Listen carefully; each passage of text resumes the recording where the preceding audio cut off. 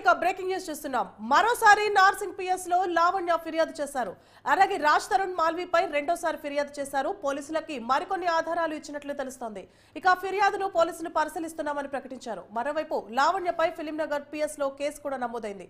ఇదే అంశానికి సంబంధించి మరింత సమాచారాన్ని మా క్రైమ్ బ్యూరో చీఫ్ కృష్ణ అందిస్తారు. కృష్ణ, సోనా, ఈ రాజ్ తరుణ్ ఆ తర్వాత లావణ్య కేసు వ్యవహారానికి సంబంధించి ఏదైతే లావణ్య రాజ్ తరుణ్ మీద తనని మోసం చేశాడంటూ నార్సింగి పోలీస్ స్టేషన్ లో ఫిర్యాదు చేయడం జరిగిందో, ఈ ఫిర్యాదు మేరకు పోలీసులు ఆమె దగ్గర ఉన్న ఆధారాలన్నీ కూడా తమకి సమర్పిస్తే ఖచ్చితంగా దానిపైన కేసు నమోదు చేసి దర్యాప్తు చేస్తామని పోలీసులు ఆమెకి 91 సిఆర్పిసి కింద ఒక నోటీస్ ఇవ్వడం జరిగింది. ఈ నోటీసు వ్యవహారానికి సంబంధించి ఆమె ఈరోజు నార్సింగి పోలీసుల ఎదుట హాజరై రాజ్ తరుణ్ కు తనకు ఉన్న సంబంధాలు, ఆ తర్వాత గుళ్ళో తాను చెప్పినట్టుగా పెళ్లి చేసుకోవడం, ఆ తర్వాత వారు ఇద్దరు కలిసి సంభాషించిన ఈ చాటింగ్ వ్యవహారాలు కానీ, ఆ తర్వాత ఆమె దగ్గర ఉన్న ప్రూఫ్స్ అన్ని కూడా, ఎవిడెన్స్ అన్ని కూడా పోలీసులకు, నార్సింగి పోలీసులకు అప్పగించడం జరిగింది. ఇక ఈ కేసు ఇలా ఉన్న క్రమంలోనే ఈ తాప్సీ ఎవరైతే లావణ్య ఆరోపణలు చేస్తున్నారో రాజ్ తరుణ్ మరో హీరోయిన్ తో అక్రమ సంబంధం పెట్టుకున్నాడని చెప్పడం జరిగిందో, సో ఆ కేసు వ్యవహారానికి సంబంధించి ఆమె పైన, అంటే ఆమె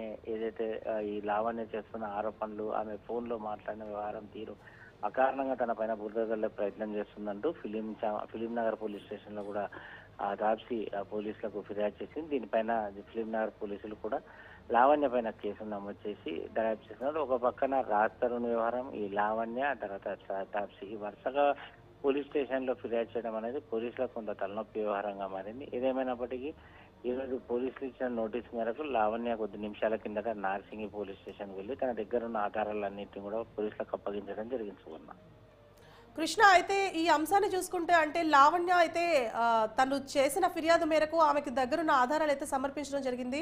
అలాగే లావణ్య మీద కూడా ఫిలింనగర్ పిఎస్ లో కేసు ఏదైతే నమోదైందో దానికి సంబంధించి పర్యవేక్షణ, అంటే దర్యాప్తు ఎలా కొనసాగుతుంది, అలాగే రెండు వేరువేరు ప్రాంతాల్లో కేసులు నమోదైనాయి. మొత్తం ఈ కేసుని పోలీసులు ఎలా డీల్ చేయబోతున్నారు?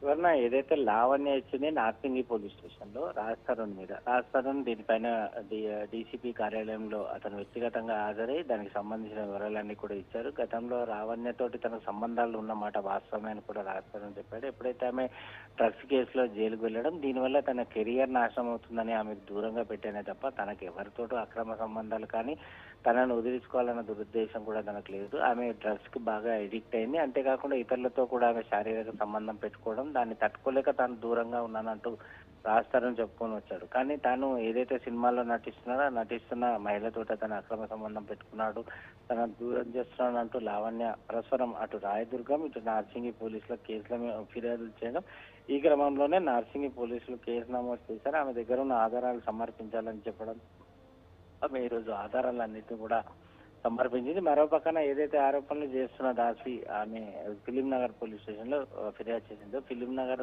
పరిధిలో ఎవరైతే లావణ్య ఆరోపణ చేస్తుందో ఆ మహిళ అక్కడ ఉంటుంది కాబట్టి ఫిలిం నగర్ పోలీస్ స్టేషన్ లో ఫిర్యాదు చేసింది. లావణ్య ఏదైతే ఫోన్లలో సంభాషించడం, ఫోన్ చేసి మద్యం మత్తులో కానీ డ్రగ్స్ మత్తులో కానీ ఈ తరహా తనని వేధిస్తోంది, ఫోన్లు చేసి అసభ్యకరంగా మాట్లాడుతోందంటూ ఆమె మాట్లాడిన ఫోన్ కాల్స్ అన్నింటినీ కూడా ఆ పోలీసులకు అందించింది. ఇక జూబ్లీస్ పోలీసులు కూడా లావణ్య పైన కేసు నమోదు చేసి దర్యాప్తు చేస్తున్నారు.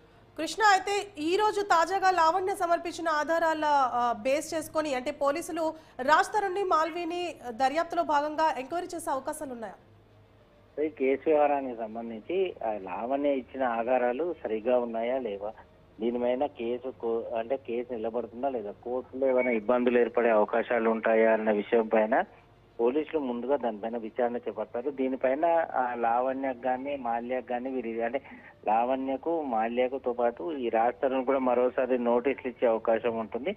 ఆ నోటీసులకు వారు ఇచ్చే స్పందన, ఆ తర్వాత వారి దగ్గర ఉన్న ఆధారాలు సమర్పిస్తే పోలీసులు ఫర్దర్ గా ఈ కేసు ఇన్వెస్టిగేషన్ అనేది ముందుకు తీసుకెళ్లే పరిస్థితి ఏర్పడుతుంది. సో ఏదేమైనప్పటికీ ఈ కేసు వ్యవహారం అనేది అటు సైబరాబాద్ పోలీసులకు కొంత తలనొప్పి వ్యవహారంగా మారిందని చెప్పుకోవచ్చు. Right, thank you Krishna.